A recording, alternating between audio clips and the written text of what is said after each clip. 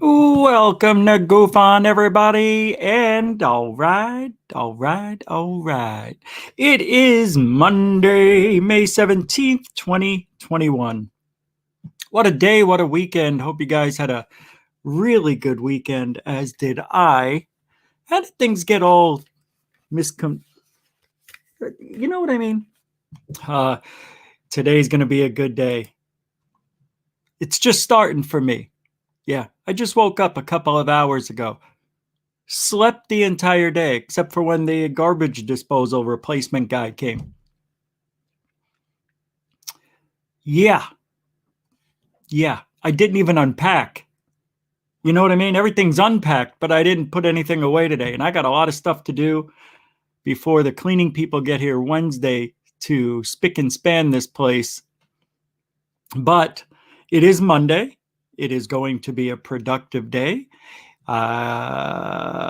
Especially after yesterday's 60 Minutes piece about the current state of ufology. It's a threat. Tonight, going to talk about everything again, but not really. This is the aftermath, okay? This is the what did people think after they saw that episode?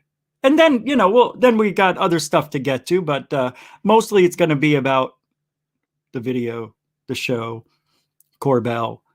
And there's some things coming out now that do not shine a very good light on CORBELL's video. I'm still confused over it, man. How could anybody say that thing disappeared into the water? And I figured out why. Because CORBELL put it in the title. And the guy says, splashdown, something like that. It's all created. It didn't happen. It's all inside the mind of whoever's creating the mind for CORBELL. CORBELL isn't doing this on his own. We all know that. He's got a lot of help, he said, from the Napster, and I'm sure the Napster is getting help from other people. And then I still don't know why. I still don't know why this is happening. So then you have to say to yourself, Rich, if you can't figure it out, if you went through all the possibilities of why this is happening at this moment with the threat, with the videos, which, by the way, aren't UAPs or UFOs for that matter. Not. And I'm saying that with full conviction, no blinking, no wandering eye, no palms up, no shakiness.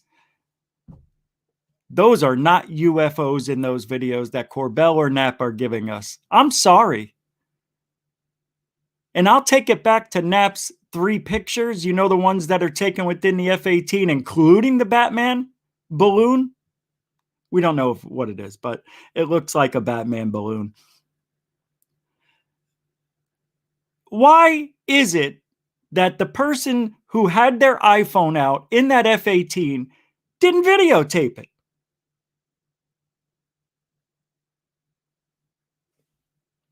Wouldn't your instincts tell you to videotape it? I'm going to get this thing on video. Video is the only thing that never lies. It doesn't lie. I know it can be manipulated, but if he would have gotten a video, we would have heard, we would have seen in real time. Come on, man. Don't fall for this. I'm telling you, I want this to be real so bad. It's not like I don't. You know that's not what I want. I want this to be real UFOs, UAPs, whatever. Unidentifieds. That's what I want. But you can't show us this. It's like that. You can't pee on my leg and tell me it's raining kind of shit. You know what I mean? Roll call, everybody. Pyramid 7, welcome to the show. First Floor Audio, welcome to the show. Felicia Flores, welcome to the show. Eric 81872, welcome to the show. Doon, doon, doon, doon, doon, doon. Tyler Sawyer, welcome to the show. Coral Land, welcome to the show. Stargate Traveler, you bumped up. I can't see you. Where'd you go? Where'd you go? Holy crap, this thing just jumped. There you are. And Bridget Ladd, welcome to the show. Bad Boy Channel, welcome to the show. Misty O.C. Dragoons, welcome to the show. Betty Double Kick Chick. You guys got the same type of influx. What is that? What do they call that? Connotations? Influx on the Star Hunter, welcome to the show. B. Baker, welcome to the Thank you. Got back to you on those emails too. Dr. Z. Smith. Scott Brown is here. I know I saw you in here somewhere. Jeanette Bombach is here. What's up? Jeanette Bombach. Nathan Allen, and welcome to the show. Nathan Allen, welcome to the show. Nathan Allen, Nathan Netsky, Nathan's Hot Dogs. Jose Sanchez, one of the best UFO artists of our era. Mario UFO again. Scott Brown, it jumped on me. Scott Brown. It's going to be good. Deep Thought, welcome to the show. How you doing, man? Son, I'm trying to go quick because a lot of people don't like the roll call, except for the people that are here. Sunshine View, welcome to the show. I hear it all the time. Hey, Mr. DB Cooper's here. 7. Welcome to home. I get it. I hear it. I see it all the time. That intro's way too long. By the time it's over, I want to leave. Don't you know how to fast forward? I mean, come on. Don't bust my chops. It's a 2-hour show. If you can't watch the intro and get pumped up, fast forward. I put chapters in the show. I didn't do it last night. Kingfish Kebab, welcome to the show. Not yet. I'll do it today. I fell asleep. I didn't. I don't know what happened. I just forgot. Cornelius Doherty, welcome to the show. It jumped on me. There we go. How you doing, man? Welcome to the show. Welcome to the show. It's real. It's right there. Egg neck face. Welcome to the show. All right, we're good. Now we're going to stop. Red Panda's here. Welcome to the show. Chris Corkum, welcome to the show. Bob M, welcome to the show. Yeah, if your name doesn't pop up in the general area where I'm at and you've been here for 15 minutes, I'm sorry if I don't see the previous people who were here. But JP Besson, you, welcome to the show. I said First Floor Audio, welcome to the show, I think. Welcome to the show. Tomas Robert, Denbub. I don't know if I said it, but I'll say it again, I think. Welcome back. Ah, there he is. Guys, he's here. Mr. Big Feet, welcome to the show. It's official. We can start. Gianuzzo's here. What's up? Is it Gianuzzo? I'm pretty sure I'm right. It's not Yanuzzo. Guarantee it ain't Yanuzzo. It's a cool name, man. Strong. Love the profile thing. I can't remember who that character is, though. That's making me angry. I know it from somewhere. It's a video game, right? All right, we're done. So everybody's here. Everybody's here. Yeah, last night we got up to 164 live. Congratulations on that. My goodness, thank you for that support. And already it's like 2,500 views. It's yesterday's show, because of what it was, it has nothing to do with GUFON being GUFON. It's just the 60 minutes going live. Some people didn't see that show for 3 hours till 3 hours later, because we're in the time zone that it comes out first. People on the Pacific Coast, they had to come here to watch it or get an idea of what it was about. They couldn't watch it. But it is free on YouTube if you want to watch that 60 minutes report. It's pretty good. It's not bad at all. I think it was done well, actually. I liked it. I just didn't like hearing the same thing over and over as many of you did. Duke Nukem, that's it. B. Baker throwing it down. Was that you who said it? Well, whoever said it, thank you so much. It was Duke Nukem. I'm going to try to pay attention to the chat room more. Oh, tomorrow and Thursday. Tuesday, Thursday, the show will start 2 hours earlier. We're trying it out, finally. I want to see what it's like to be here. Well, can I explain why, too? A couple of reasons why I want to try it out and may change the time 2 hours earlier. I heard that the people in Europe are still awake for a few more hours. When it gets to 10, they're going to bed. I mean, they're in bed or they're asleep already.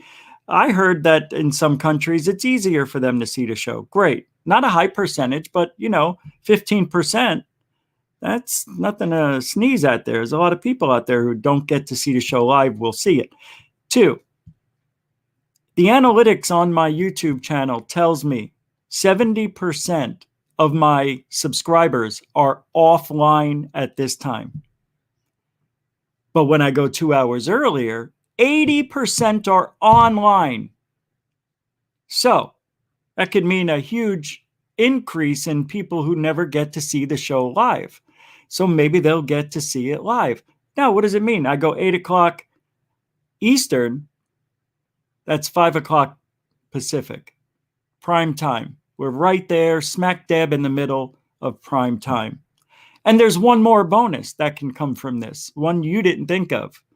But Michael Roser of Dark Hour Paranormal would jump in and take that time slot. Not every day, mind you, but that would be his time.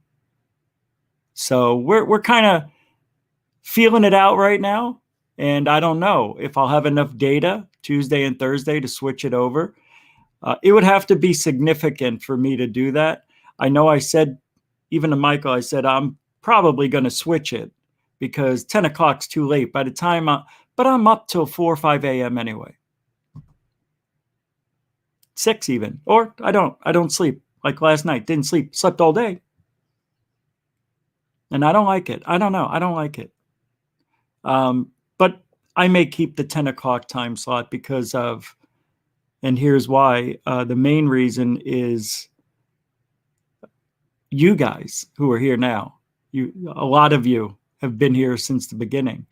And I don't want to take that away from you either. It's kind of like our staple. We've been at this time for so long. So it doesn't hurt me to stay at this time. But I want to see what happens if we go early. And not this weekend coming up, but the weekend after, I am going to Fort Lauderdale to interview somebody for Countdown to Disclosure Part 2. Can't tell you who it is.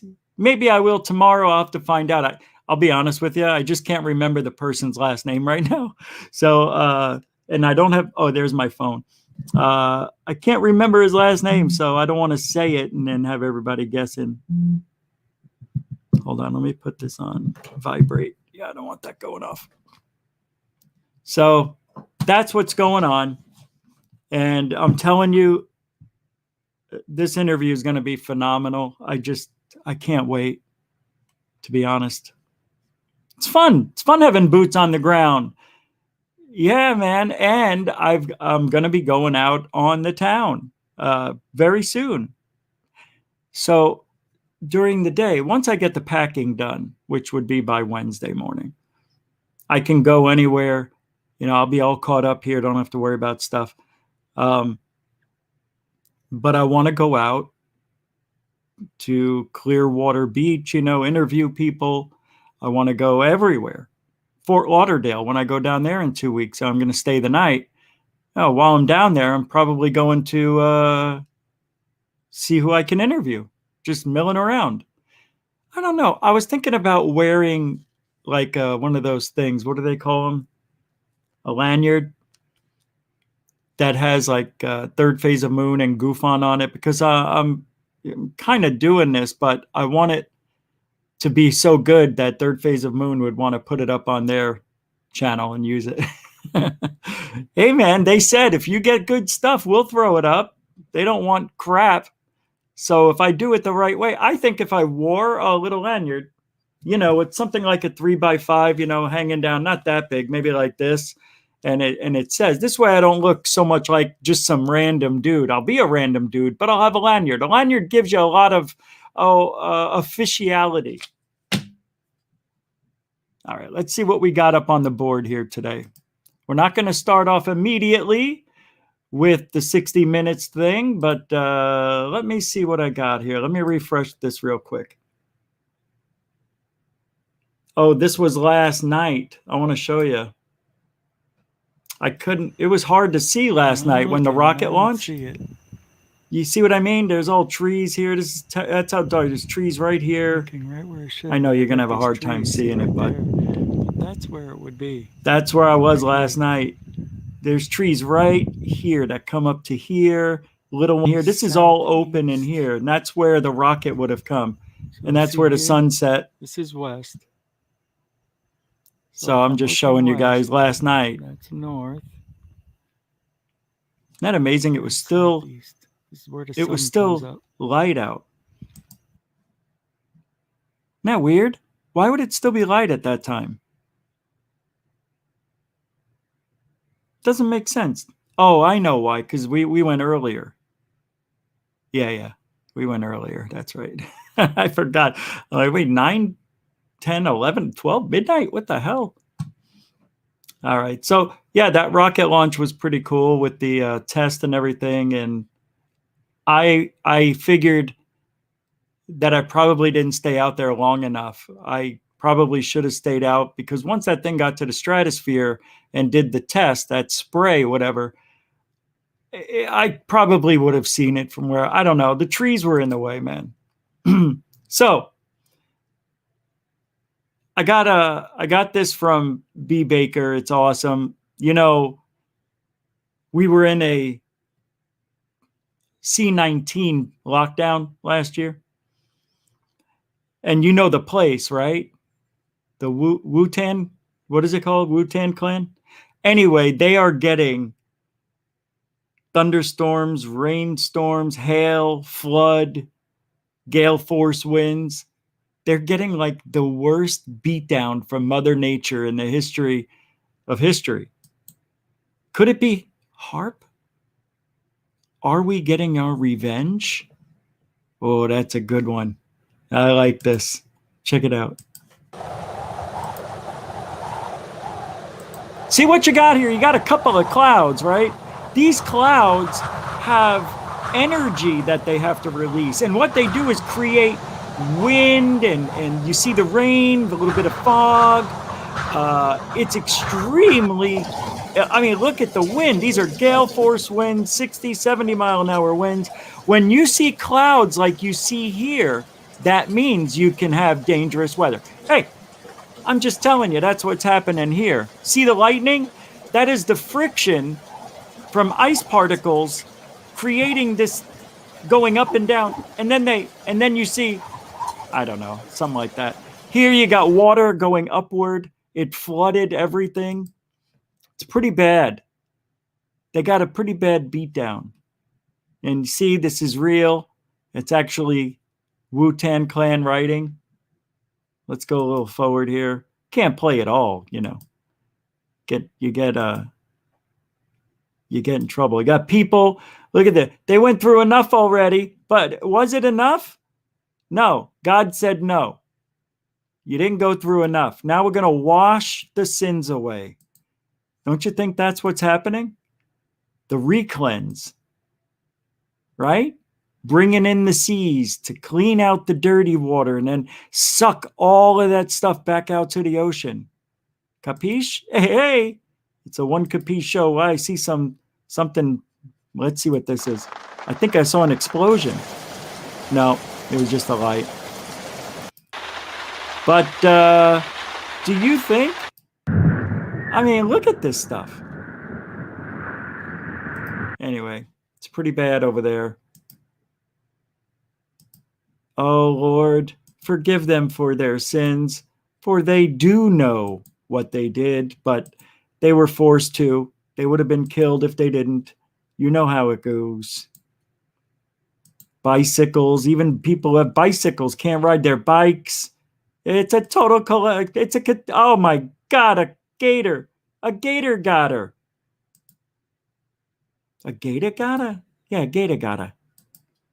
Yeah. All right. First responders, they do their job all around the world. What is that?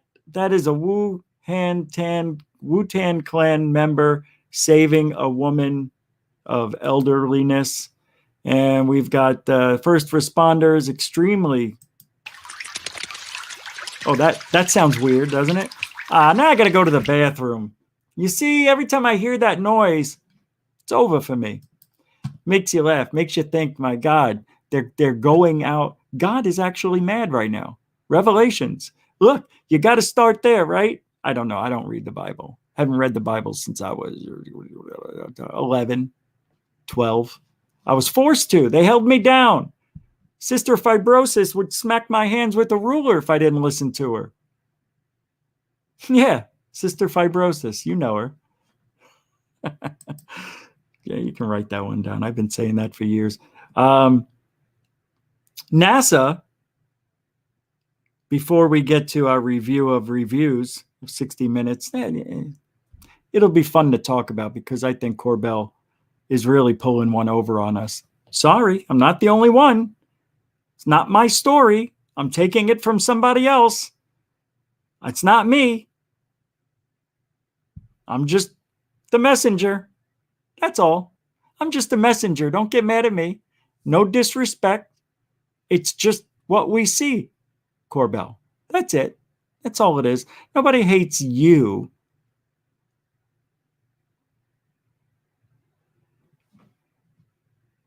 Anyway, there was something at the International Space Station that was seen behind an astronaut. Check this out. I'm going to fast forward just a little bit because it's from Unexplained Mysteries. And they do a little bit of talking here for the first minuto. And then they get to the sighting. And here we go in 3. Wait, you got to get that bigger. 2. Hurry up. Get it. 1. Oh, mistakes. Back in 2016, someone was watching the live cameras from the International Space Station, and they noticed something strange in the background. The object, which was described by the individual as looking like a ship, allegedly approached the space station before the cameras were shut off. Amateur researchers have looked into these accounts have said this often happens when a strange object approaches the International Space Station. All right, what do you think? What do you think that is? That's incredible. I don't know. I don't remember seeing this. That's why I'm talking about it. But it sure does look a little man-made-ish, and it looks alien-ish. Like, I can't think of any reason something would be built this way. But then again, I'm not a space guy. Here's another version. The sad thing, even when you have video, it's never good enough. You know, it looks like a dinosaur flying through the sky this way. But when you go back to the other pic, it looks more mechanical. So is that a light source? Is that the propulsion? Is that where the propulsion comes out of a little circular? What do you call those things? There's another one here. This reminds me of this, but this light's turned off. I don't know, man. Look, you got some sort of something here. Maybe this motions this so it can open and close or go this way. This looks like one of those kind of, yeah, like a armrest that you can move back and forth. Again, you have the same kind of thing here. Like, is this a joint that makes this move up and down? This, to me, holy crap, reminds me of something that our adversaries would build, like a secret spy satellite. You can see the light coming off of this onto it. It's reflecting downward. It's real. Whatever it is, it's real.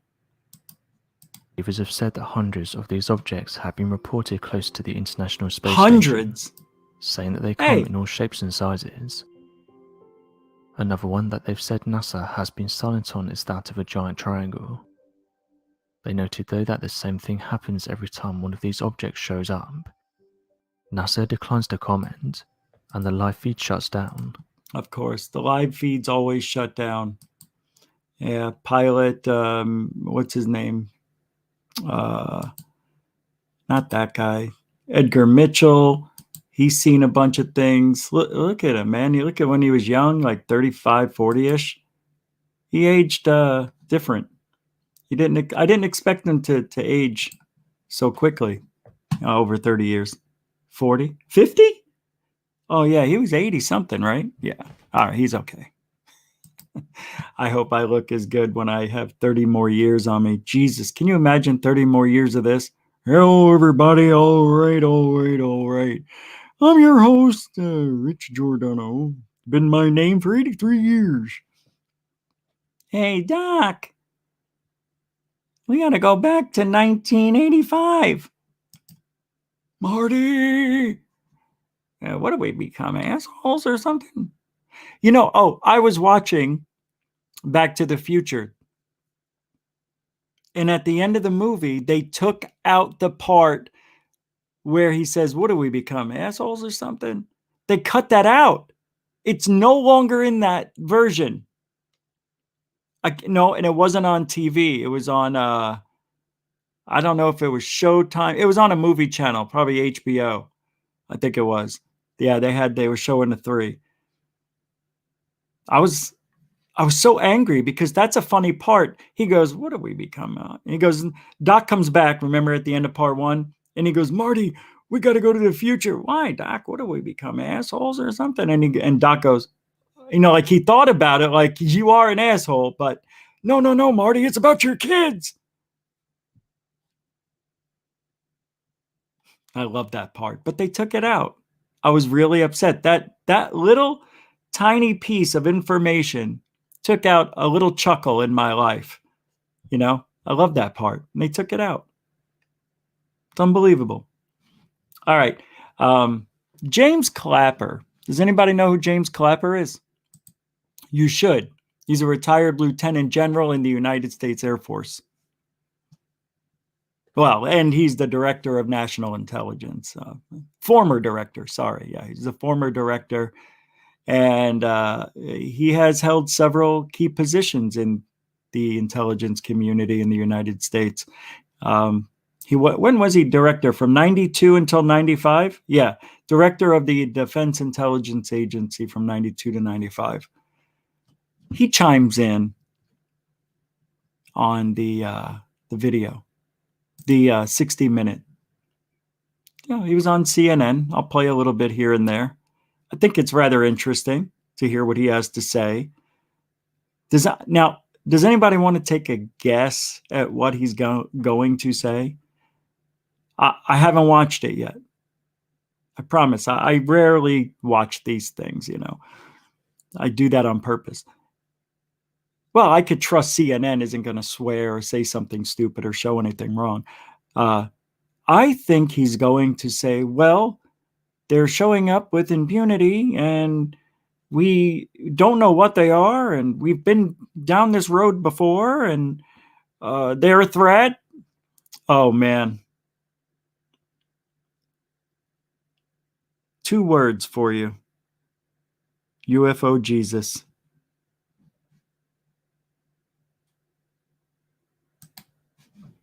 Clap on. Because a former Navy pilot gave an interview to CBS News in which he says flight crews observed UFOs off the Atlantic coast every day. Here's a clip from that. Yeah. So you're seeing it both with the radar with the infrared. We know. Every day for at least a couple of years. And wait a minute. As the former director of national intelligence, I think there have been a lot of theories about UFOs. What do you make of these revelations? What might this be? Have you seen any yourself? What do you make of this?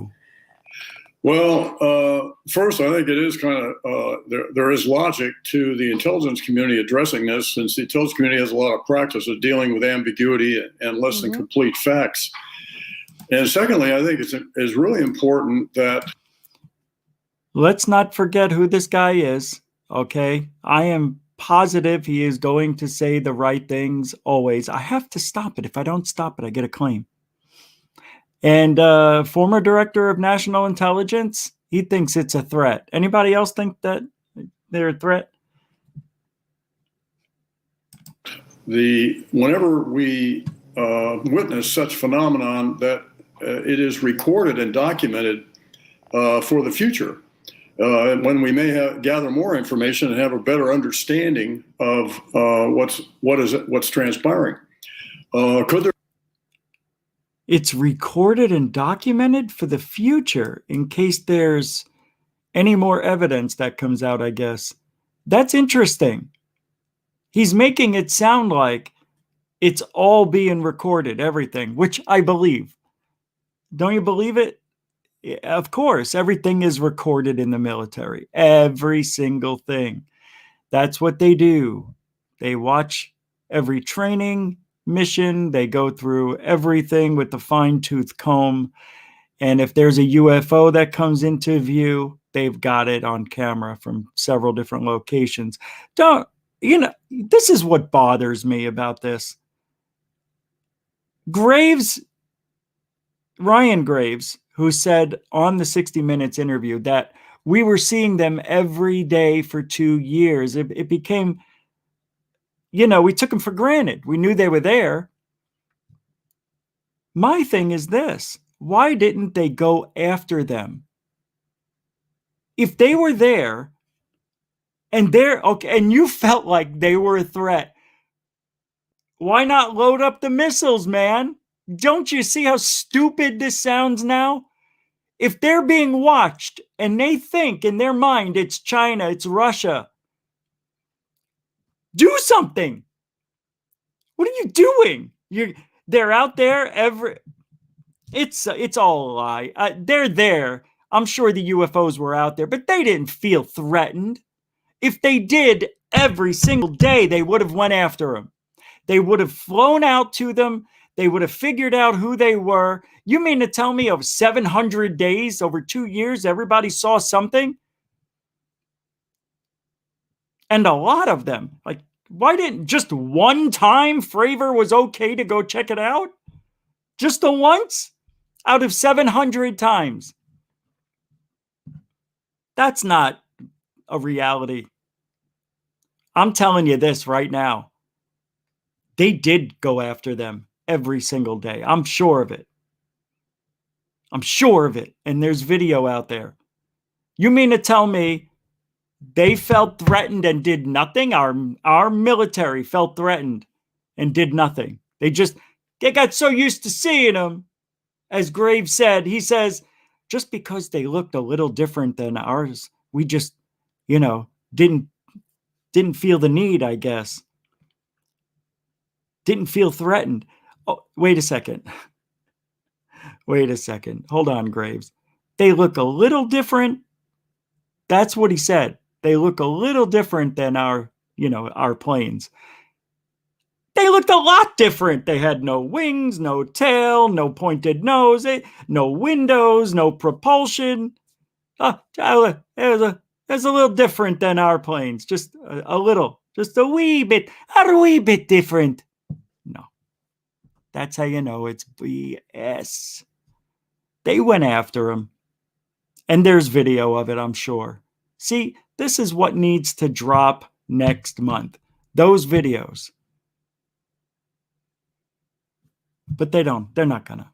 That would be too cool.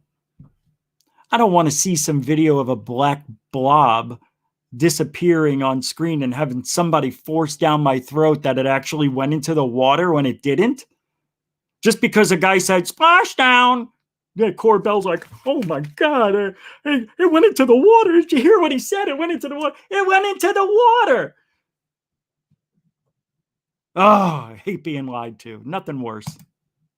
Come on, Clapper? Could there be life out there? Sure. As huge as the universe is, you really can't reject that possibility. Good man. So I think this is a good thing. The transparency, I expect this report will be filled with ambiguity as well. And people, depending on their leanings, will extract what they want out of this report.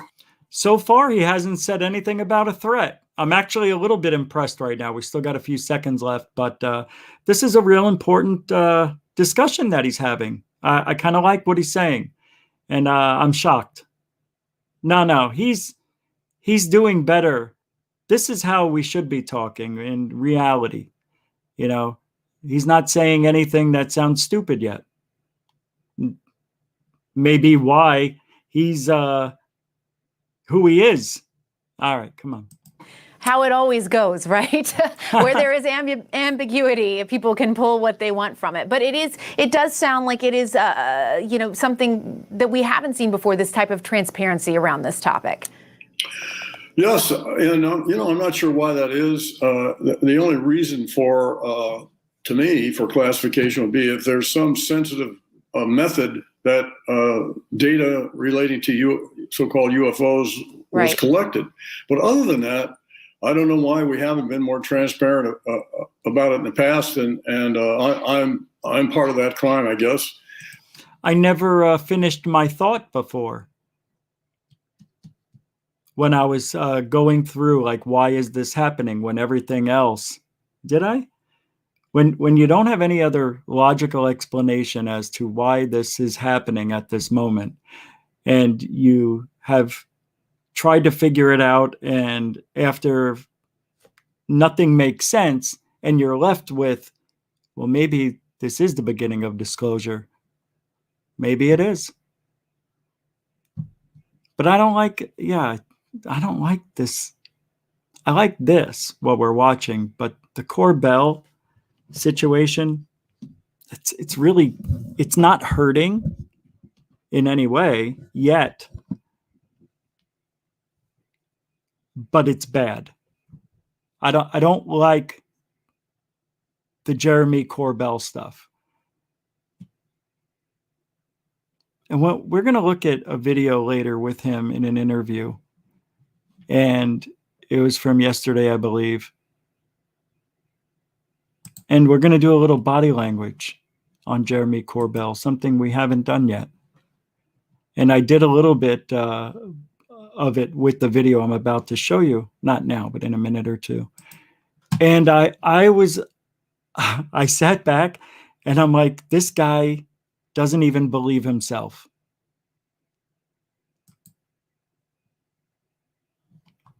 This is from CNN. This is another.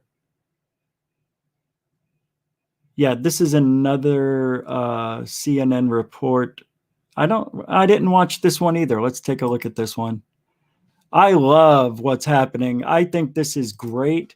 I am very happy that we are getting ufology is getting mainstream media play like this. It's been a minute, right? Since the 3 videos. How can you not thank Jeremy CORBELL? I get it. And George Knapp. Thank you for doing what you're doing. We appreciate it. I know, I do. I really do. I'm, you guys think I'm all about the negative. I see a lot of positive in what's going on, but I don't like the narrative. I don't like that you had to go this way. Why not combine the public with it? And I know why, but I think you should have included the public. And they're doing that because the narrative now is about the military. It's about the threat. And it's about transmedium craft, which so far we have not seen any evidence of that. I'm saying this now, and I feel confident about saying what I'm about to say. Try not to listen to Jeremy CORBELL. Hear him, but really, this guy, something's wrong. My eyes aren't lying to me. I don't see an object going into the water. I don't see a pyramid-shaped UFO. Do you understand? How is it that, am I wrong? Are many of you wrong? Come on. Your eyes, we're not living in different dimensions at the same time. So I see somebody who's manipulating the system. I think he's getting bad advice from George Knapp. I don't know why George is doing this, but I think George has made a lot of mistakes over the years. A lot. And there's some people out there who used to tell me, someone from another radio show, you say, you shouldn't talk bad about George Knapp, maybe someday you want him on your show. No, you don't want to burn any bridges with somebody. No, I don't care. I don't care about Knapp. To an extent, I have to, because he's part of the community. And we're going to have this back and forth continually as long as this is happening, as long as the mystery's still out there. We're never, ever going to see eye to eye with certain people. And there's a reason for that. They believe, and we see this a lot, some people think they're seeing UFOs, orbs, things magically happening in front of them when it's nothing. That stuff does exist, but without any visual evidence, it's very hard to believe every single story. But when they bring you some evidence and it doesn't look like a UFO, it looks like reflections and chips in the window, which I doubt it was. I'm just saying it looks like it. Come on, man. UFOs aren't going to look like something man-made. Really, I don't think they will.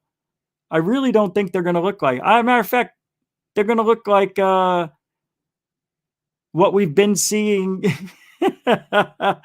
Wait a second. Hold on. Billy Meyer. Come on. That's not even funny. All right, let me just play this.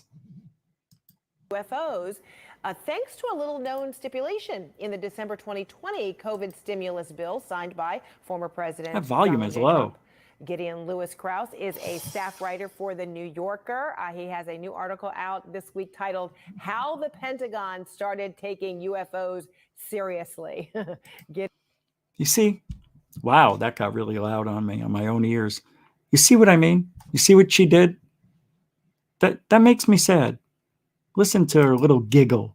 This week titled, How the Pentagon Started Taking UFOs Seriously. Well, what's so funny about that?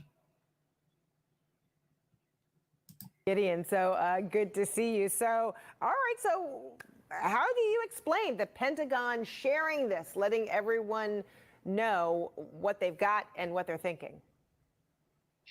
That's a really good question. There are probably a lot of different answers to that. Look at her. It just makes me angry. This is why CNN sucks. Because they've got a woman here who is smiling like she thinks that this is ridiculous. She's like, I'm going to listen to what this guy says, but I'm going to have this I don't believe smirk on the whole time. This is what should be gone on mainstream media. She should be fired for this. Yeah, canceled. I want her canceled. I want her out. You know why? Because we just had a 60 minutes report about how UFOs are real. They're a threat. And she's sitting over here acting like they're not. What's so funny? Simplest answer is probably that the government has always had people interested in UFOs as a phenomenon, either in a hobbyist capacity or because Look at they her. thought there were potential. It's like she's sitting, you know what I mean? On a cigar-shaped UFO. National security implications. And in this case, what happened is that some of those people back in 2007 intersected with Harry Reid when he was the Senate Majority Leader, and he and the late Senators Stevens and Inouye put together a congressional earmark to look into this, to fund a I can't stand it. I seriously can't stand it. Look at her. You don't say. Oh, right. I need to get my nails done by 7. I hope this doesn't last any longer. Oh, you don't say. Oh, he did. Oh, I have another question for you. Outside contractor study. Ugh. And then, what was a really small earmark, basically a rounding error in the Defense Department budget. Look at her the whole time. Eventually caught the eye of a reporter who had done work for. Yeah. Oh, yeah. Oh, yes. Well, yes, Mr. Ricardo. She doesn't give a Shiite Muslim what he's saying. She doesn't. She's just waiting to ask the next question. Number of publications over 20 years about UFO phenomenon, and she brought it to the New York Times, and with a team of other reporters broke this story in December 2017, which became she's a man, baby. Wow. And wow, reporting seems to have uncovered. Wow, you don't say. Really, that sounds like bullshit to me. Oh, yes. Basically a widespread. See, look at her. With the idea that yes, I look like Dick Van Dyke right there. Yeah, the government to become more seriously interested in UFOs. Oh my goodness. So Gideon, I can't keep my eyes. She didn't even hear a word she said. Total dismissal response. Oh my goodness. Hey, Peter, I don't understand. Whatever. Off the video. I mean, what were you thinking when you saw these images for the first time? Look at her. What do you think, Gideon, when you first saw these images for the first time? And she looks away like, oh, I can't wait to hear what he says here. Answer this one, Mr. Smart Guy. Watch her reaction. No, I have to do this. This is the last one. You thinking when you saw these images for the first time? Oh, with the turn your head to the right a little bit with the side eye, huh? Give the guy a little side eye, giving Gideon side eye. How dare you? How dare you? Next, MSNBC. Leaked video appears to show UFO near Navy ship off San Diego. Ready? I think this one is the best one of all. In a good way. Capiche? Hey, 3, 2, go. UFO flying near a Navy ship off the coast of California. Yes, you heard that right. The video shows a dark object. Upside down pyramid. Hey there, Jeff. Yeah, first it was that upside down pyramid that was flying over a Navy destroyer in 2009 that we talked about last month. Now we've got new video taken from the same month around the same area, but this time it was something flying near one of the Navy's stealth ships when it suddenly plunged into the water and disappeared. Whoa, it's getting close. On a pitch black night off the coast. All right, I'm getting a little angry. How did these guys actually say that it plunged into the water without it plunging into the water? A much larger series of events that we're going to be learning about. The Pentagon confirming the video. Did he say there's going to be much larger events? Oh, wait until you... Yeah, never mind. A Navy destroyer. This is part of a much larger series of events that we're going to be learning about. The Pentagon confirming. Doesn't mean anything. Means nothing. Means nothing. Let's play this clip. I haven't watched this either, but I'm assuming there's interesting comments here. Are there any similarities between these recent incidents and incidents that go back as far as half a century? Good there question. Seems to be a lot of continuity there. He says one of the biggest. Like what? What is the continuity? Okay, 50 years ago, I don't think there were Tic Tacs being reported because we never saw any pictures of. Hold on. We never saw any pictures really. But if you look at the Michael Schratt evidence that he has from all the stories with depictions of what these people saw, the Tic Tac has been around. I correct myself. It's been around. We may have called them cigar-shaped UFOs. We may have called them something else, but cylinder. Anyway, that was that video. They're just repeating this. I just wanted to show you guys a little bit of what's going on, including this. Something in the air, an increased attention to UFOs. I have to admit, it is getting us the mainstream, but I don't like the narrative. I can't think of another way they could have done this, though. Could you? Well, there is one other way. The only other way would have been to get really good UFO footage, not the blurry stuff, because that's all they're giving us, right? I'm talking videos, not pictures. I don't believe one of those pictures from George Knapp or Tim McShillen. I believe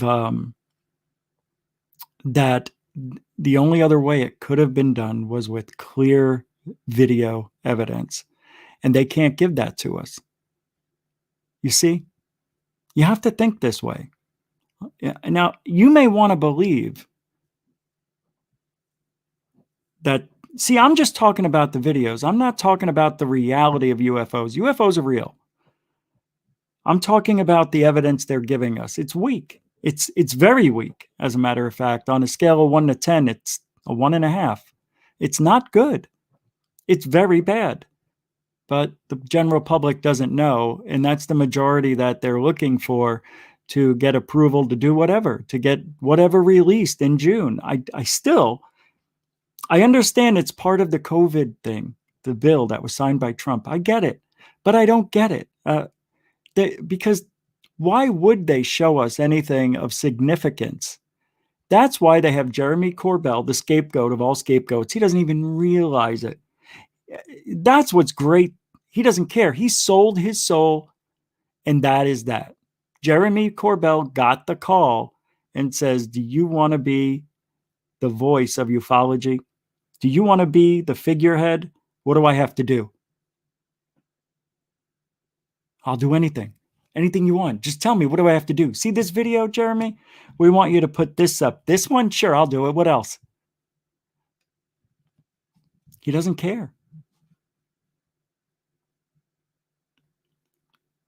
Okay, here's a good question. And this is for me. Boy, oh boy, this is really tough. I can't believe I'm thinking like this. If they came up to me and asked me to do the same thing Corbell is doing, would I do it? First of all, I would say, of course, but what do you want me to talk about? What is real? These videos. And they show me the videos. Do I say right then and there, but that's an airplane, or I didn't see a splash, or there's got to be a logical explanation for that.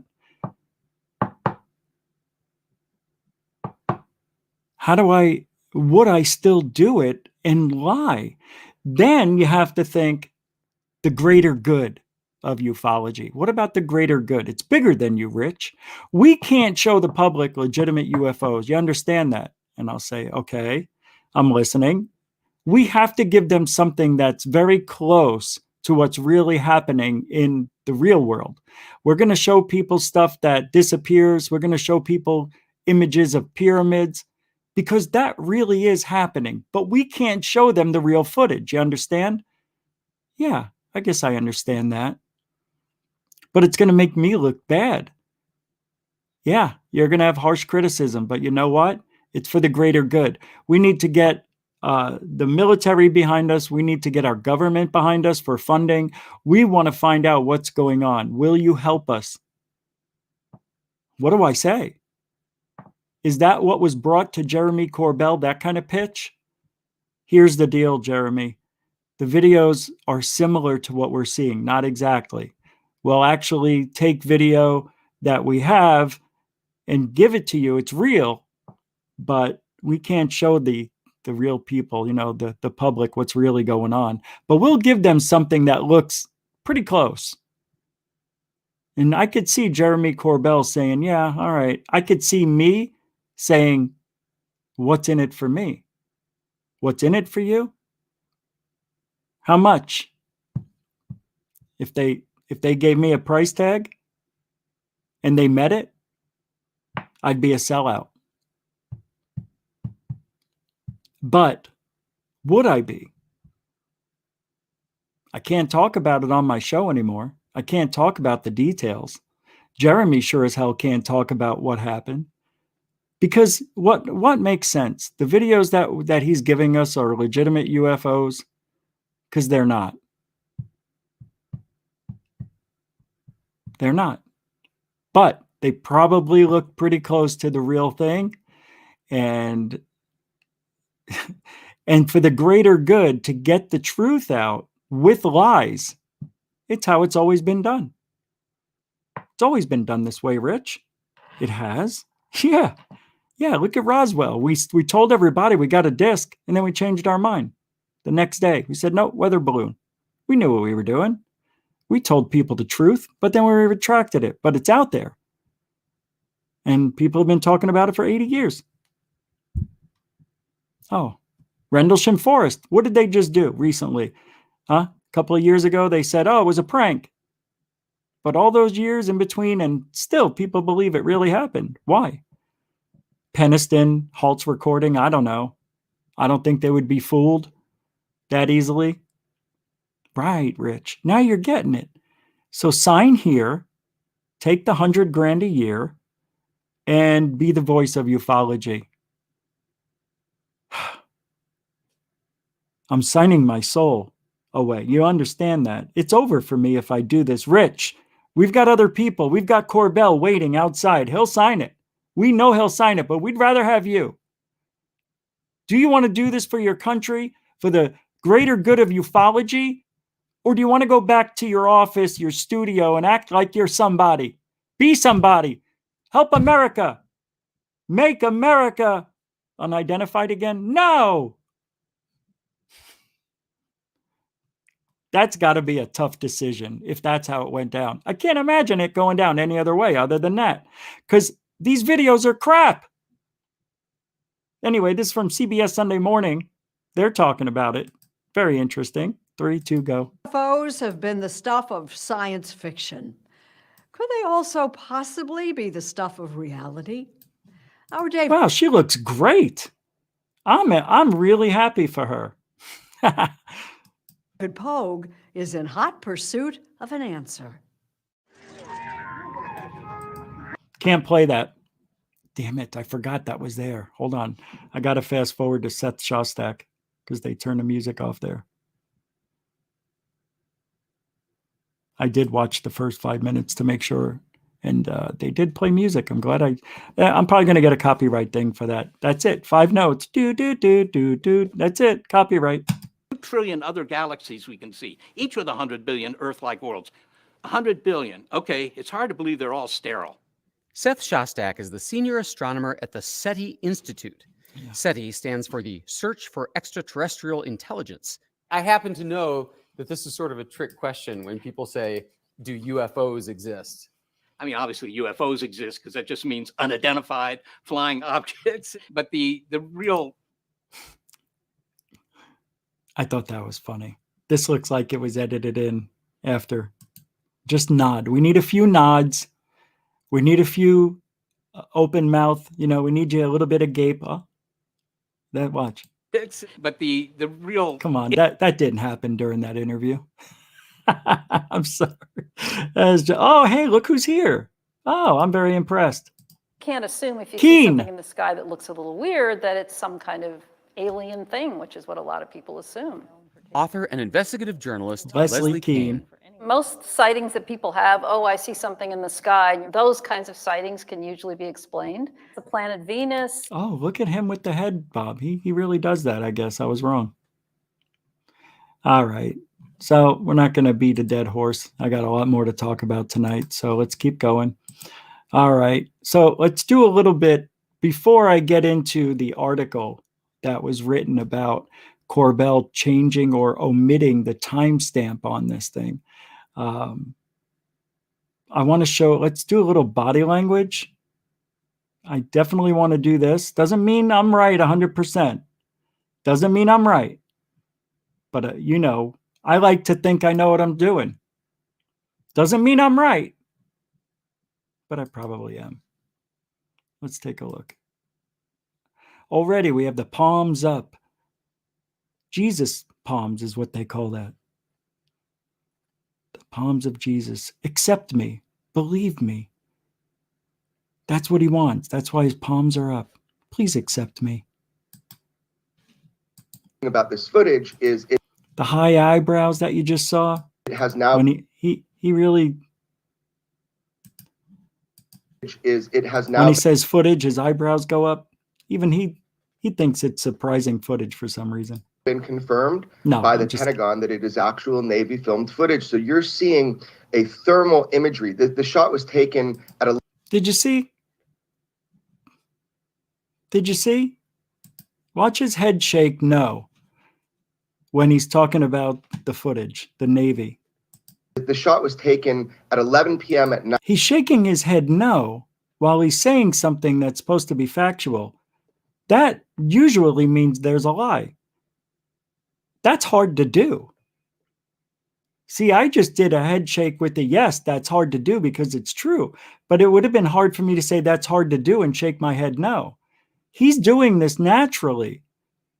There's deception here, guys.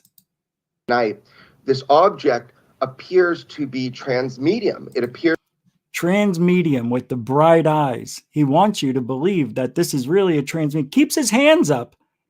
He wants you to believe him. Please believe me. Jesus palms. Please believe me. I wouldn't lie to you. He's really trying hard to show passion that really isn't there. appears to be descending into the water from the air without destruction. And in fact, there were attempts to recover wreckage or to find. Shaking his head no again. Attempts to get the wreckage, and he's shaking his head no.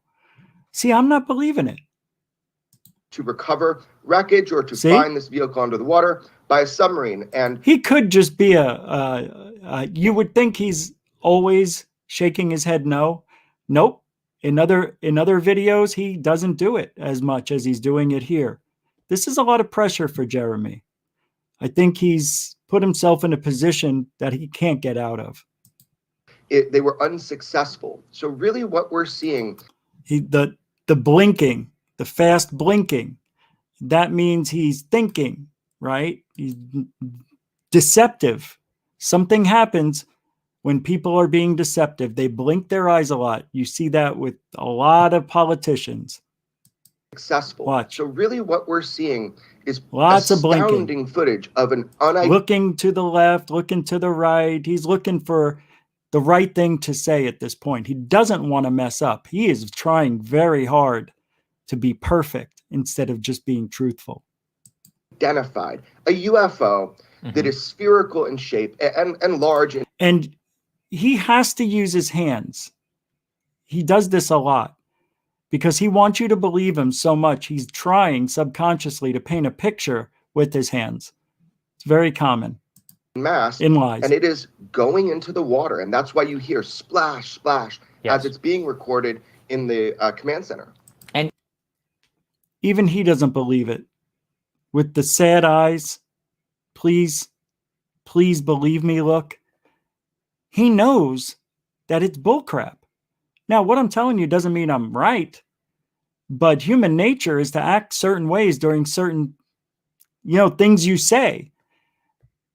If you ever look at, somebody who's telling you the truth, there's not a lot of head movement, not a lot of I have to prove what I'm saying to you, hand motions, eye darting around, you know what I mean? There's not a lot of that. When somebody's just talking to you and giving you, as a matter of fact, evidence that's real, truthful, and honest, there's not a lot of anything going on. They're just talking and they're confident and they look into your eyes and I don't know. It's a different look than what I'm seeing here with Corbell. So I just wanted to go over that for a few seconds there. And please believe me. Look, don't forget this. This is the look of looks right here. Please believe me. I just told you a bunch of stuff. You got to believe me. Nope. Don't have to. Sorry. Now, the reason for all this is because an article was written about the timestamps being altered or omitted in that video. So I'm going to pull that article up here. And the weird thing is, yep, there it is. Yep, I did. I stole that and made it my own, 100%. So it says here, and I'm going to read this. It's not that long. Jeremy Corbell is out to con the UFO community and the world at large with his USO footage.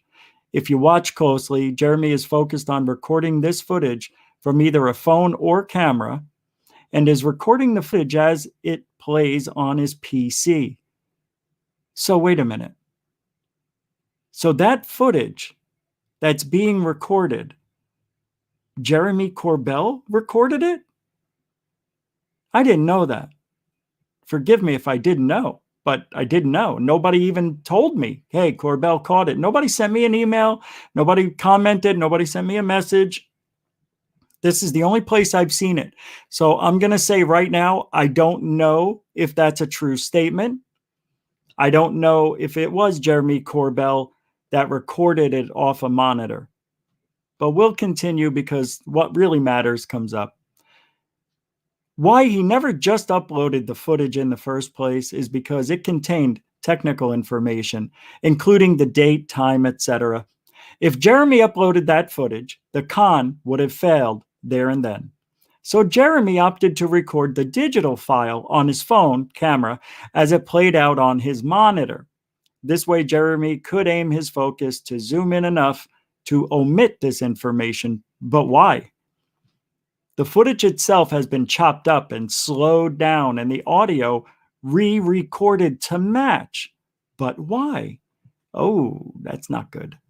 The audio itself is very revealing as "Launch Kilo ASAP" can be clearly heard. This indicates that the Navy had previously launched projectiles and were preparing to fire again. What does this tell us? Well, the simple explanation is that the Navy were conducting exercises which involved multiple projectiles being launched and tracked. Okay. See, that makes sense why we see the footage the way we see it. Proof Mr. Corbell manipulated and fabricated this footage was found, despite his attempts to shield this information from view, can be seen in the form of timestamps at the bottom right of the screen. Watch the footage again and watch how Jeremy is actually focused on ensuring this information stays just out of frame. I guess that's here. The footage occurs over at least 7 minutes from 5:53 to 6 minutes. Previously, Corbell attempted to pass off another night vision video as a triangular UFO when the cold hard fact of the matter is that it was a commercial 737 aircraft. He is nothing but a snake oil salesman who has had terrible mentor, George Knapp, the fraud that brought you the fraud, Bob Lazar. Despite Lazar being debunked years ago, Corbell was very happy to work with him and was also happy to be photographed with Tyler from Secure Team 10.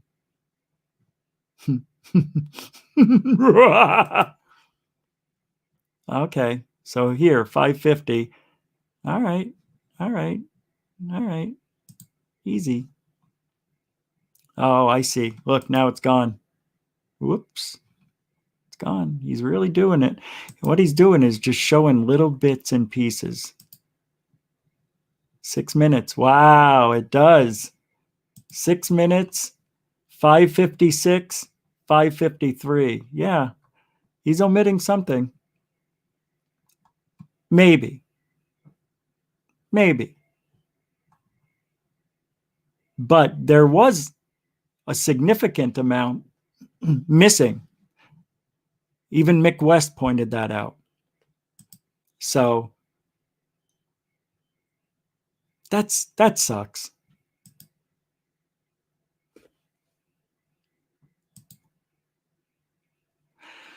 I had to order another mouse. I can't find my gel mouse. But this is interesting. So that's why you're hearing the clicking tonight and last night. If this is true, that's really bad. So then what happens now? There's nobody here that can do anything about it. It's out there. People are talking. They don't care about you or I. They don't care about us. They care about what the general public believes. And last night, they had a booster shot, a reminder before the 180 days is here that UFOs are a threat and we need to worry about it. I find this whole thing, this whole narrative curious I don't know what the end game is. What's the end game? To get funding? I don't understand it. Who needs... I don't understand. Does anybody understand what's going to happen at the end of 180 days? What happens?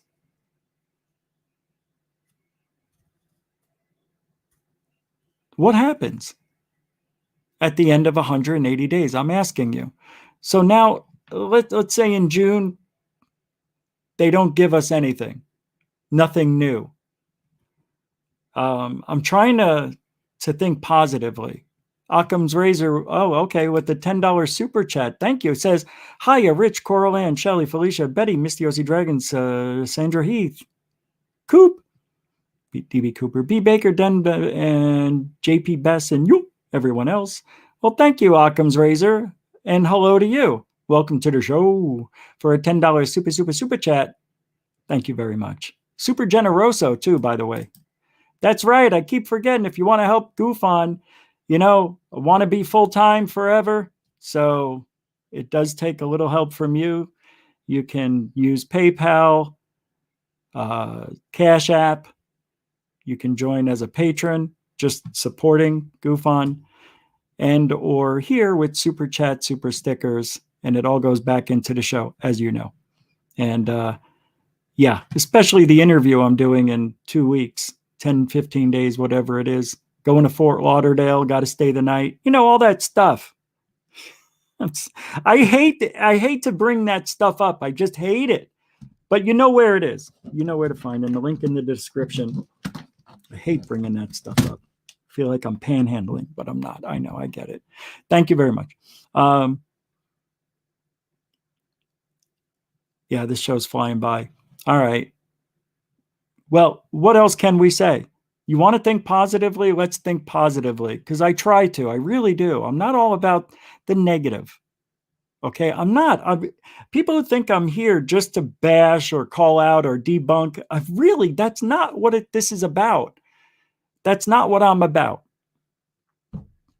I'm about being open-minded, but being realistic. And I used to call myself a UFO realist, not an expert.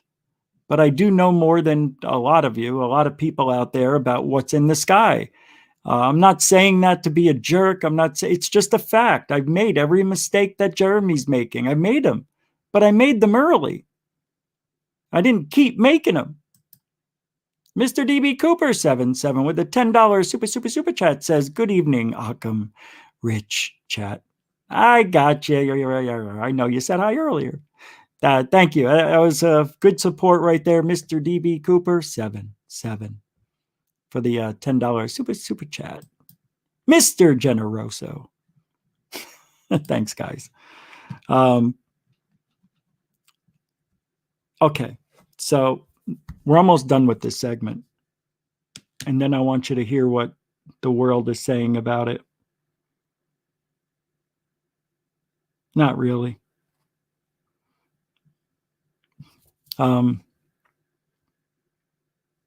So I try to think what's going to happen after the 180 days is over. Now what? It depends on what they show us. Depends on what's dropped. Let's say they show us video. Because this is what I was hoping what would happen is that they're getting us ready for the 180 days, the evidence that's going to be dropped, if any. And if that's the case, will we see anything else but FLIR and thermal footage, stuff at night that we just can't see? We need to see clear, decisive footage. They have it. Look, that video that they're talking about, the one that Jeremy dropped a few days ago, there were 14 other objects there that flew for over an hour. Where's that footage? There's got to be something better. No. And if that's Jeremy Corbell recording that, where was he? Was he on the ship? because it sounded like the guy was on the ship, but I guess that's just the recording. It was manipulated, is what this story was saying. It's all been manipulated to make it sound like that. You understand? There wasn't a guy on a ship recording it. It was edited that way, this person is saying. Pyramid 7 with a $10 super chat. Everybody super chat. Can you imagine? That'd be weird. The day I die. When I die, everybody does it. Everybody chip in for the funeral. That's all I ask. Just help my folks out. Well, they'll be gone by then, I'm sure. But thank you very much. A little positivity. Thank you, Pyramid 7. Super generoso. That's cool, man. You guys all did $10. That's kind of cool. Love it. Goes right back into the kitty. As you know, I put this chair together myself. That's the new chair. I'm getting used to it. I'm breaking it in. Wasn't sure if I liked it, but it's got a good lower lumbar system. We've got 151 live right now. I want to thank you guys for hanging out. We've got some more here to go over, so don't go anywhere. Let's see. I can't think. Okay, after the 180 days is over, it depends on what they drop. Are they going to show us detailed craft? No. We're going to get some really good stories, I can imagine. I don't know. I think these people know to an extent what's going to happen. And Jeremy Corbell said this is something that's leading up to something, bigger. It's bigger than this. So we'll have to wait and see, but I don't trust him at all. At all.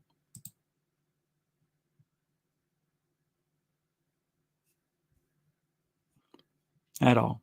Well, let's go to some tweets around the world here. The Black Vault, John Greenwald, he says, I think after years now of numerous leaks, UFO, UAP information, I can safely say this. To be rational about it all, you actually have to become conspiratorial. And therein lies the challenge. Very good. That's true. You do. It does. Right? You cannot talk about aliens and UFOs without getting into the conspiracy of it, because then you're going to say, well, the cover-up. And then you're going to say, well, the technology. Then you're going to say, and the people. So it goes on forever. We're never, I want to be wrong in at the end of the 180 days, but disclosure is not happening. Do you remember back in, I think it was 97, 2005, those areas of time, those 2 days, years, whatever, when Greer and Bassett kept saying disclosure's coming, disclosure's going to come within a 5-year period. 5 years went by. They said, all right, another couple of years. And a couple of years goes by. And then they said, I guess 5 more years, Bassett finally said this. He says, I'm not going to say when disclosure is going to happen, but it should have already happened. So I'm not going to say when it's going to happen or try to predict it anymore. So good for you to stop that. Michio Kaku, just so you know, is on Inside Edition tonight talking about UFOs. That already aired, so we'll talk about that tomorrow. Grant Cameron, we used to look up to him, right? Remember those? Remember that? Remember him? He says, just saw the 60 Minutes piece. The information from our new panelist will present as good or better. You will suddenly think we could win. I said, we could win what? What does that mean? Win? War with aliens? Win the truth about aliens? Win a car? Win what? I'll heart myself. 4 hearts. Doesn't make sense. And, leave it up to Grant Cameron to throw himself into the, oh, wow, oh, you're going to have somebody as good or better than what was seen on 60 Minutes? Oh, we got to go check out Grant Cameron's show. Yeah. If you like fantasy, Go over to the Grant Cameron show, White House UFOs. Alien scientist. Thank God this guy's on our side. He could be the next Stanton Friedman, but a little bit more in depth. He could be. He could be. He says, the Pentagon now has nearly complete control over the UFO narrative. Sorry, UAP narrative. And most of you are so helplessly clueless that you are cheering them on, thinking they are on the same disclosure team as you are. They're not. There's an agenda here. Yes, sirree, Bob. There is. That's why you have now 307 hearts on there. That's true. That's true. Their narrative is completely different. What would our narrative be? I guess it would be the narrative of what Greer is putting out there, but I'm not sure I'm going to believe like Greer does. So who do you go with? What side do you pick? You know, there is a side. There's two different sides of ufology, whether you want to believe it or not. There is their side, there is our side. What do I mean by that? I mean, there's the UFO Twitter young gun left, and then everybody else. That's it. That it is. They are all left. They are all Trump haters. They are all D's. It doesn't mean anything other than that's a fact. The people that are putting this out there are all on the left, and I don't trust them. UAP Transparency Now says UFO Twitter seems to be made up of folks you can divide into two groups. Look at this. That was perfect timing. One group is here for the topic, the people, activism, research. The other group is here to try to make the topic about themselves. I said, yes, Corbell is all about himself. Good call. The rest of the field cares about reality. I'll give myself a heart to start that off. That was 2 hours ago. Yep. Thank you, UFO Transparency Now, because you are correct. Corbell is all about himself. Good job. The Wu-Tang, believe it or not, says, anyone else think Lou came off pretty intense on 60 Minutes? Haha, LOL. I said, his acting is the worst. He said nothing new, and 60 Minutes should be ashamed of this piece. Nothing new, Lou. Yeah, that's what I said. Sorry, that's what I said. That's funny. The Wu-Tang is chiming in. Love it. Love it. Ah, now we're getting somewhere. Corbell tweeted today. You always got to suck up to the boss after you have your 60 minutes. Nah, not 60 minutes. Your UFO piece. See, don't you think that's what that was all about? Now that it's out there. Jeremy Corbell putting that video out. And then 60 Minutes drops. You know what I mean? You see? It's all a scam. It's all a narrative play. It's all this is. It's very strange. I don't like... See, this isn't a natural process. We're not going through ufology in a natural state. This isn't natural, what's happening. It just isn't. It just feels wrong. Not because of the threat, but because of the videos and the pictures. The evidence is weak. If it was just a little stronger, if I saw a splash in the water, my God, if that pyramid did not have a flashing light on it, would we still be talking about it as being bokeh? Maybe. Those pictures Nat brought out, the 3 videos are blobs of poop. Could be anything. I'm not happy. Everything is very weak. It's very weak. And they're trying to build a narrative on weak foundation. And usually when you build on a weak foundation, House of Cards comes falling down. It always does. Maybe it won't this time. Because now you have mainstream media backing you. Because they don't know any better. What are they? They're not UFO reporters. They don't know. They have no idea what's going on. They, you know, that guy who did the interview, Bill, whatever his name is on 60 Minutes, he has no idea what he's talking about. That guy knows zero.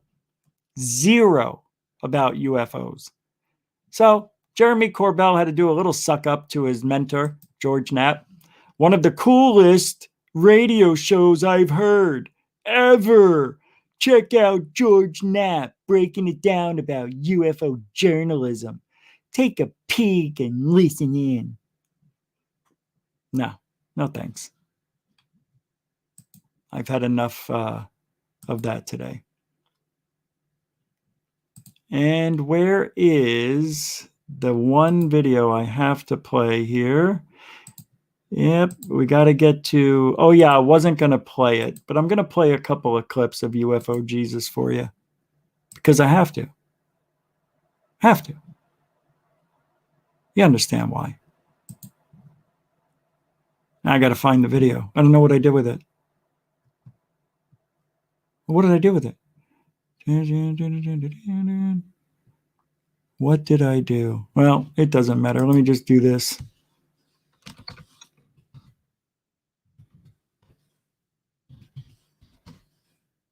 Here we go.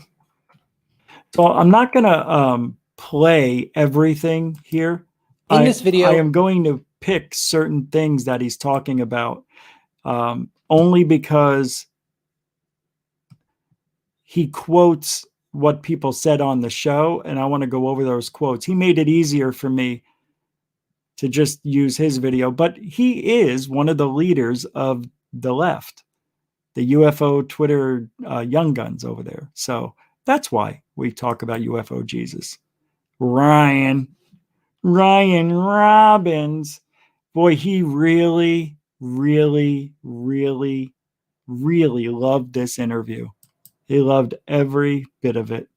He thinks disclosure is coming. He really does. He thinks it's going to happen. Hey, I hope he's right. The reason is very simple. UFOs are unequivocally real, and our own government says that they are. And this is corroborated by... Right. Never says anything new. I know. Let's get to the part I needed to. Here we go. Lou looks like he's gained a little bit of weight. I'm not talking a little. I'm talking quarter, 50, maybe 50 pounds. He looks like a muffin. He's coming out of that top. He's got a muffin neck. Zondo, characterizing what some UFOs are reportedly able to do. Imagine a technology that can do 600 to 700 G. Right, that can fly at 13,000 miles an hour, can evade radar, and that can fly through air, water, and possibly space. And oh, by the way, has no obvious signs of propulsions, no wings, no control surfaces, and yet still the natural effects of Earth's gravity. That's precisely what we're seeing. Got it. And then we've got Graves here.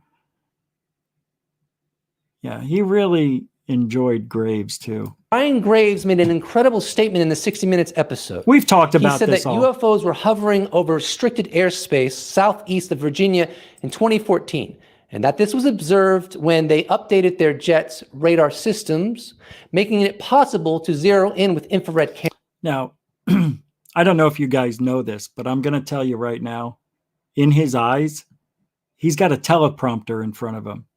You can see it. I was thinking about buying one, but then I said, no, I'm going to keep myself sharp. I'm going to know and read everything. And, well, anyway, he talks about what Ryan Graves says about seeing UFOs every day and for 2 years, and that Knapp had these pictures and how people were taking them with their iPhone. Yeah, those pictures were taken in the same area by the same person with the same iPhone. Yeah. Nothing strange about that. Ryan Graves. If these were tactical jets from other... Right. This is what bothered me. I already talked about this. If these were tactical jets from other countries that were hanging out up there, it would be a massive issue. But because they look slightly different, we're not willing to look at the problem they face.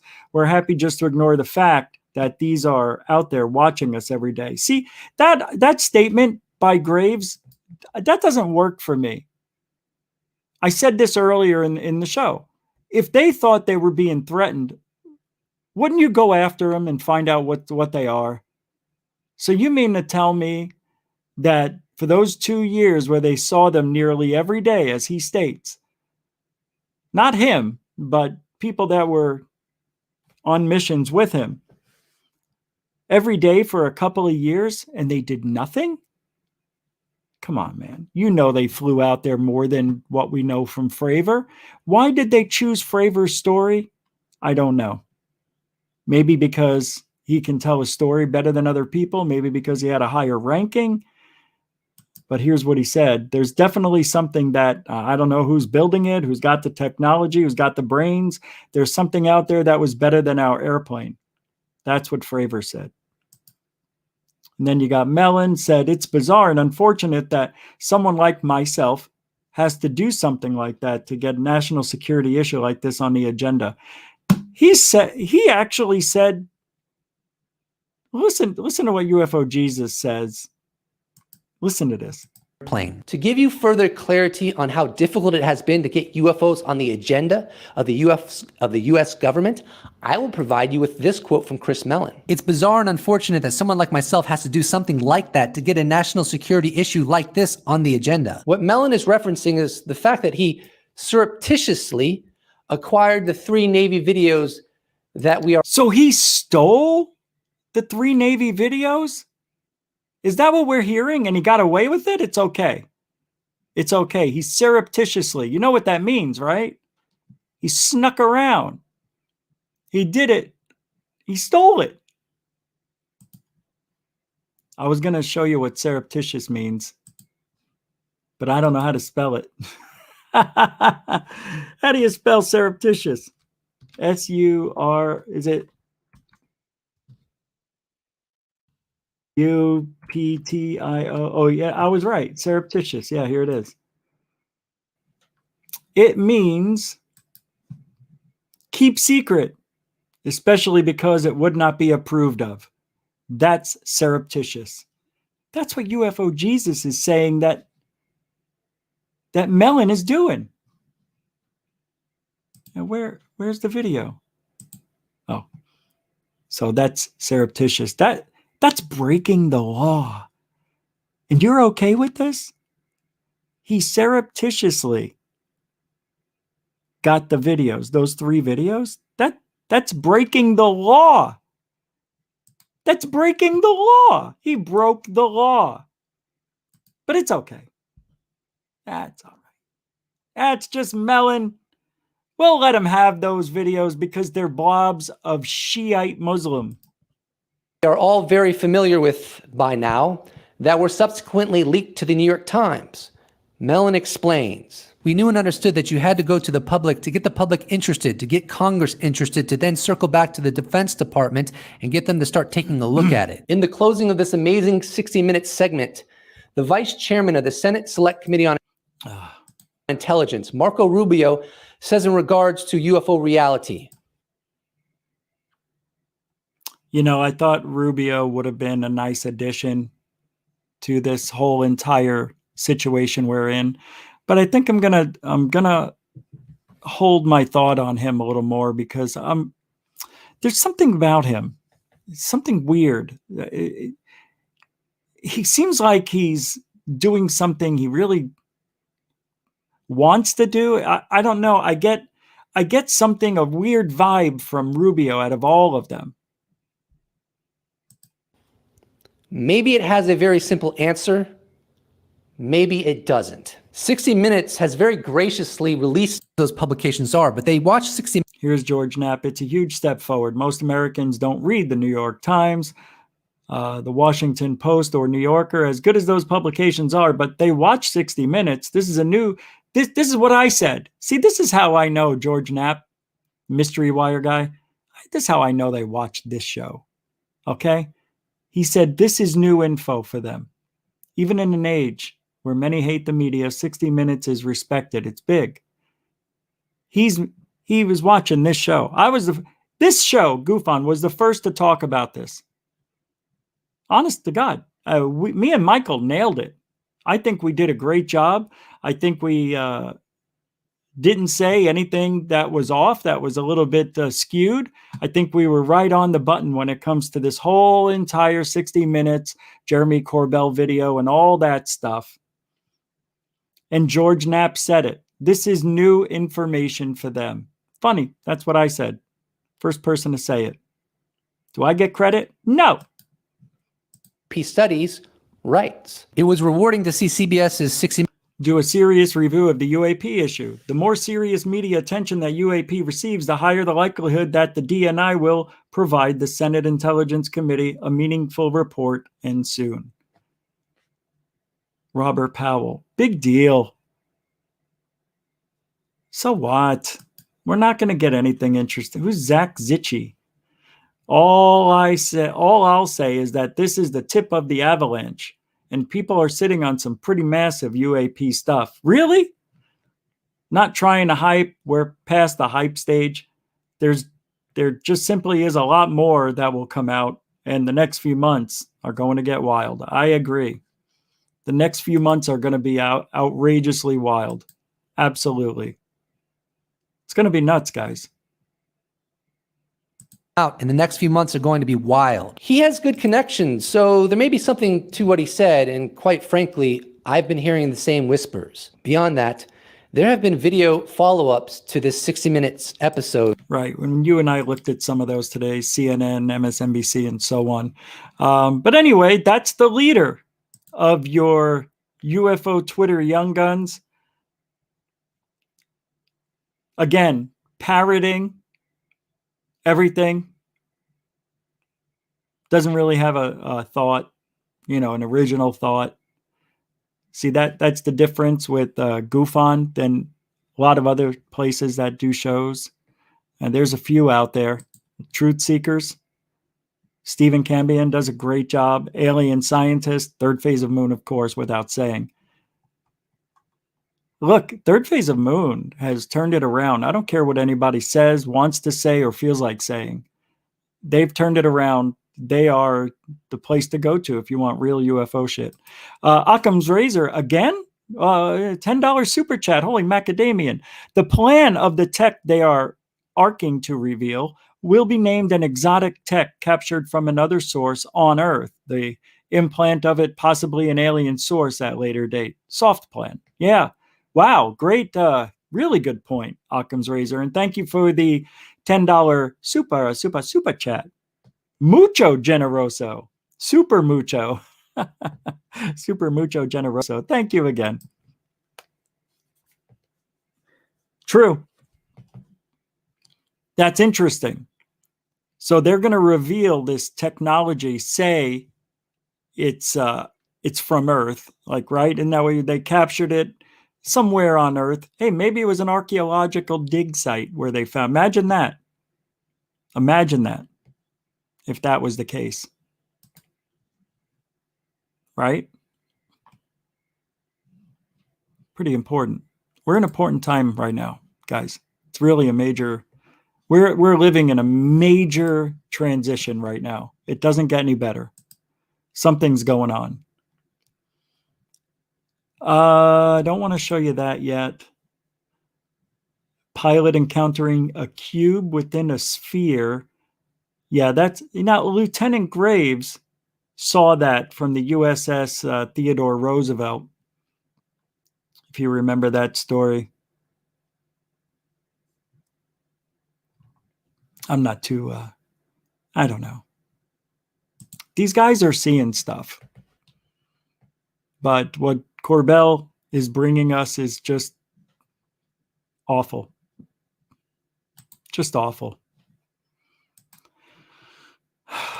And you have to think, if he really did alter or omit the timestamp, and there is 7 minutes missing from this video, which is probably really important because they were about to launch more helos, right?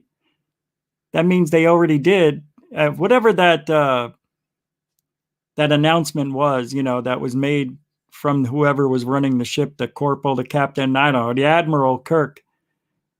Yeah, they were. I think it's a training mission. I think that was probably a flare. Like Mick West said, if it was going against the wind, then it couldn't be. But here's the deal. The wind could have been different 2 miles out. Could have been much different. And we know that's what happens when the winds get near coastlines. They change. I think it was some sort of illusion. It looked like a flare dropping into the water. Doesn't it look like when you see it? And I mean, I could play it again real quick. I don't really want to, but let me pull it up. I just want to show you something. A newly leaked video appeared. Hold on, I got it. I think I already have this here. Hold on.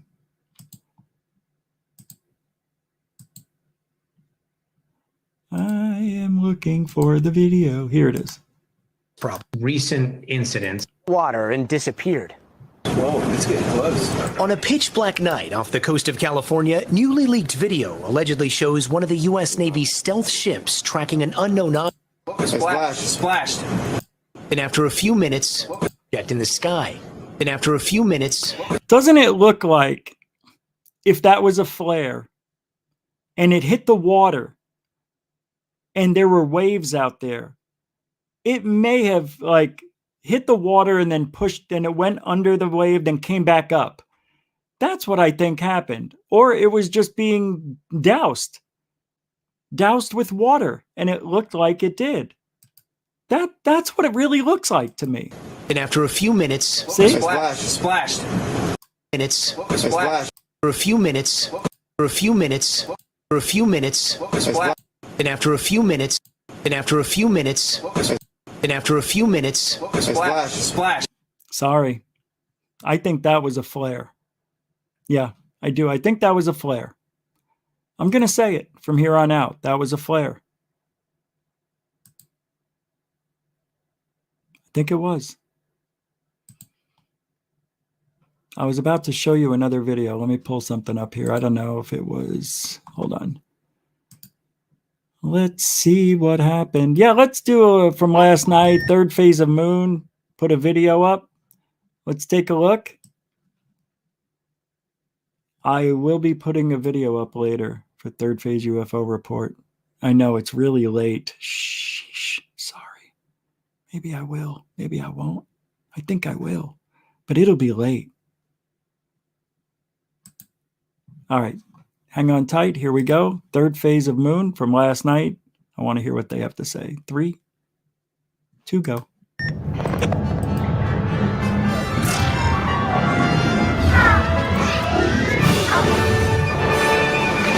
That's the best. I gotta get one like that. Get me one of those. What's it? It's the best. He asked the Director of National Intelligence and the Pentagon to present Congress an unclassified report by next month. The countdown to disclosure, it's happening. And 60 Minutes just came out with an expose on the UFO phenomenon. I guess maybe now the world might start thinking about this subject matter a little differently, and that's a good thing.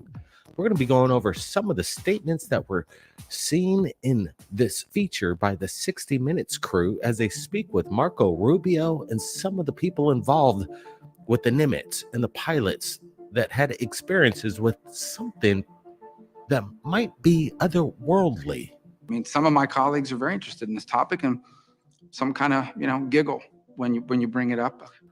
Will it be a laughing matter from here on out? Is our government taking this more seriously, or have they known about this all along? And this is just some kind of technique to maybe prepare us for something. Until we get some answers. Maybe it has a very simple answer. Maybe it doesn't. Wow. I meant to play this and I didn't. Do you see the lip biting? Very odd. He is not comfortable. Maybe it has a very simple answer. Maybe it doesn't. I'm sorry. There's something wrong. This is all wrong. Will we get the answer? Nope. It seemed to me Marco Rubio seemed a little confused about maybe some of the classified information that he's receiving that we're not privy to, that there might be a mystery, and he might be a little concerned. He could kind of see it on his face. Wow, there good were call. some interesting aspects in regards to eyewitness that has come forward for the first time. And I guess she felt compelled in regards to the subject matter, and she wanted to speak to 60 Minutes. Alex Dietrich. We had Lieutenant Commander Alex Dietrich, who said they witnessed something unsettling and unexplainable while flying over the Pacific Ocean November 2004. Sigourney Weaver. Fravor, who was also flying that day, is a graduate of the Top Gun Naval program, and he and Alex Dietrich experienced something quite strange. I think he's a stud. Again, like we said, the major media is in a frenzy right now. He looks like he has no teeth. He looks like he's going to look like this with no teeth in 10 years. Right? He looks like he's toothless, but he's a badass, man. That guy's cool as hell. I like him. And like we said, the major media is in a frenzy right now. There is a lot of indication from sources that we've been speaking with that there is full pedal to the metal in regards to the subject matter. So get ready. There's going to be all kinds of talk on the major media, documentaries, some major cable television companies are producing as we speak in regards to the subject matter. But again, I think their narrative is a little flawed. We keep seeing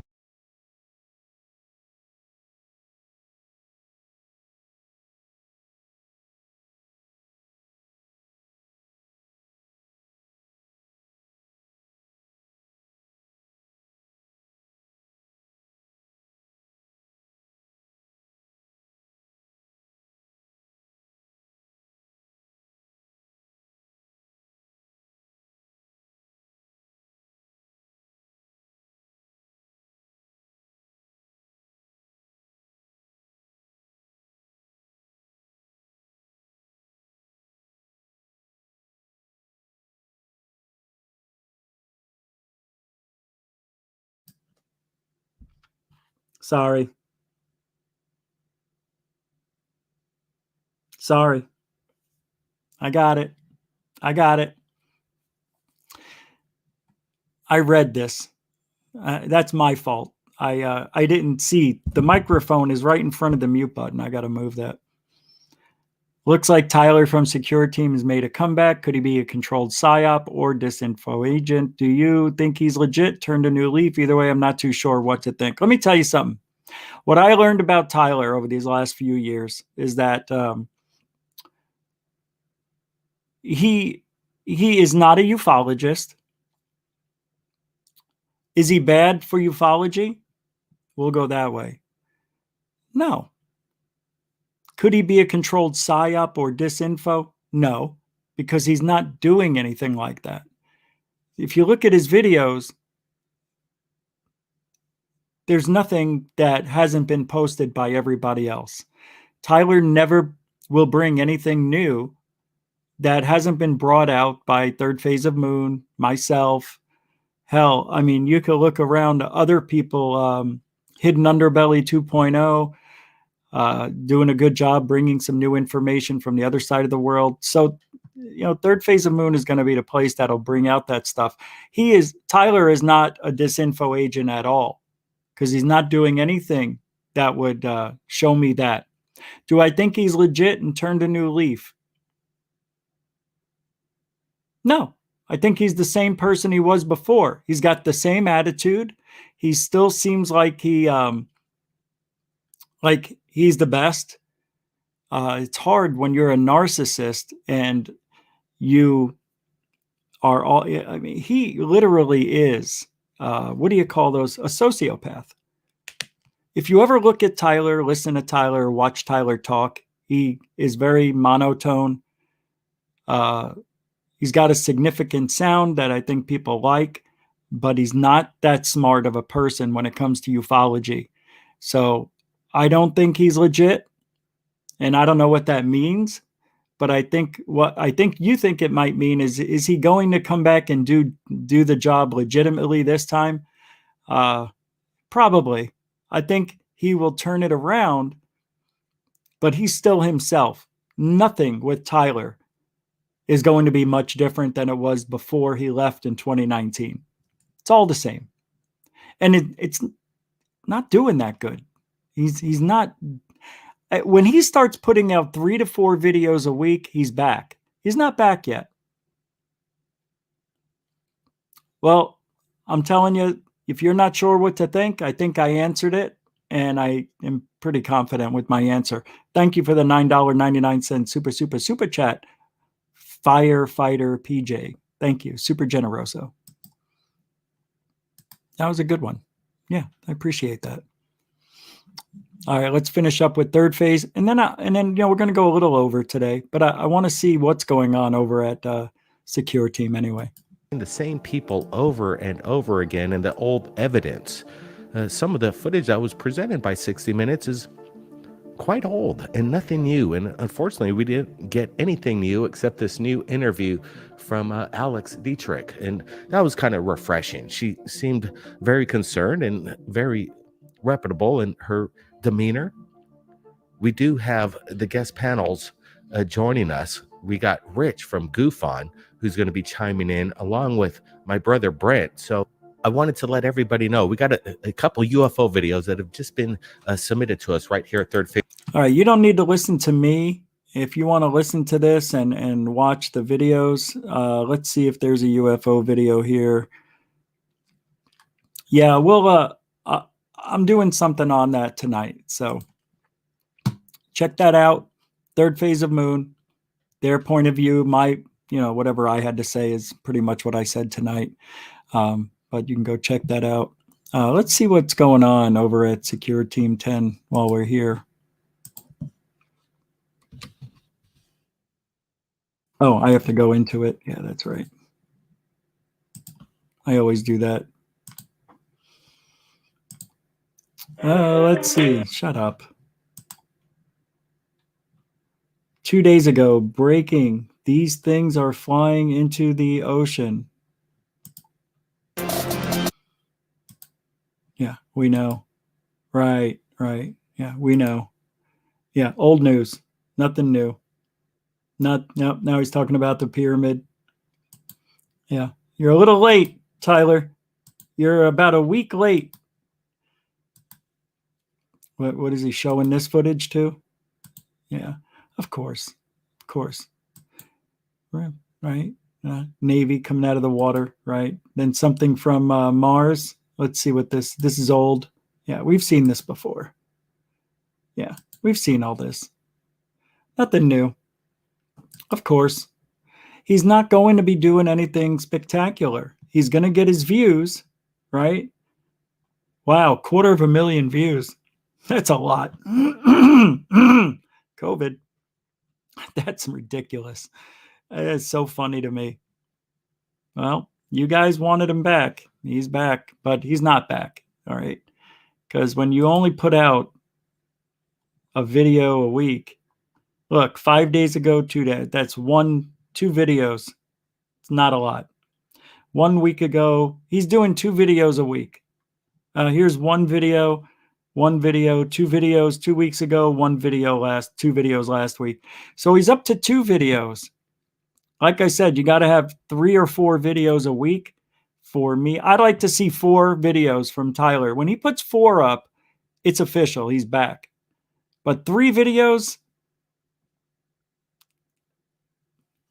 it's not much. Not much. I mean, over here, you're getting 6. By the way, before we go, tomorrow we'll be here 2 hours earlier, Tuesday and Thursday. So 8 p.m. Eastern, 5 Pacific, trying it out. And Saturdays, I'm taking off. Now we're going to do Sunday. We're going to test out Sunday. I may do Saturday anyway, but probably not this week. I've got too much to do. And probably not the next weekend either, because I'm going down to Fort Lauderdale to interview somebody for Countdown to Disclosure Part 2. So things are looking really, really good for GUFON. I'm very excited. I'm having a lot of fun again. I knew it would be fun. Once I got to Florida, I knew it. Very excited. Very exciting. Very exciting times. Thanks, B. Baker, for sending me stuff tonight. I appreciate it. I want to thank moderators and super chatters. Thank you very much, Super Generoso. We'll be back tomorrow, 8 p.m. Eastern, 5 Pacific. Thank you for your support and your time. newcomers, veterans. I'll change this outro eventually, but newcomers and veterans alike, thanks for giving me 2 minutes of your time. That's all we ask. Give the show a chance. If you like it, come back, like, share, subscribe, and you can help support GUFON. All the links are in the description. PayPal, Cash App, and so on. Thank you for your support. Super generoso. Everybody. If you ain't looking up, you ain't looking out for ufology. So, good night, everybody.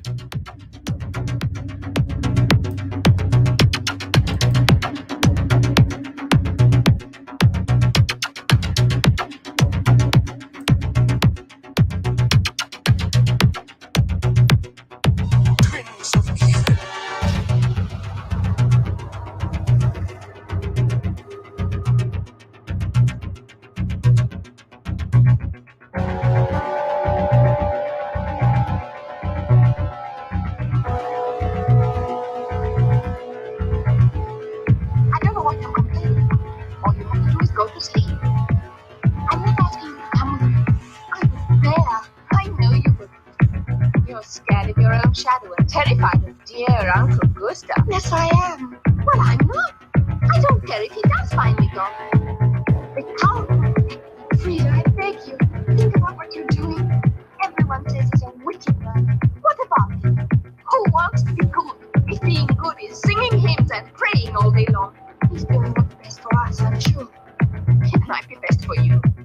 It's not for me. I'm going, and you might as well stop arguing about it. I warn you, if you dare tell on me, Frida, you know I wouldn't do that. I'm just telling you. You know what will happen if you do. Stop it, you're hurting me, not harming me.